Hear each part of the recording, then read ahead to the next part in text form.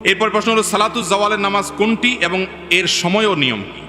এই নামাজ সম্পর্কে বেশিরভাগ মুসলমানরা জীবনে হয়তো শুনেনও নাই আমাদের দেশে। সালাতুজ জাওয়াল এটা আবার কি?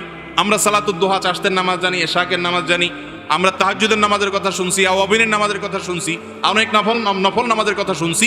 সালাতুজ জাওয়াল বা জাওয়ালের নামাজ এটা আবার কি?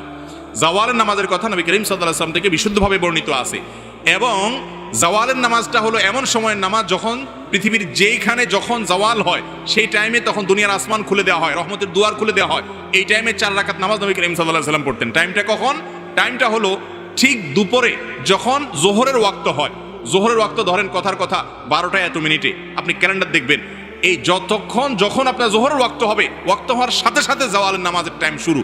এই টাইম থেকে নিয়ে 4 রাকাত নামাজ আপনি পড়বেন।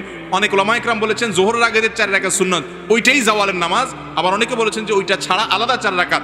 এটা হলো জোহরের ওয়াক্ত শুরু হয়েছে এখান থেকে নিয়ে জোহরের আগের যে সুন্নত তার আগে 4 রাকাত নামাজ।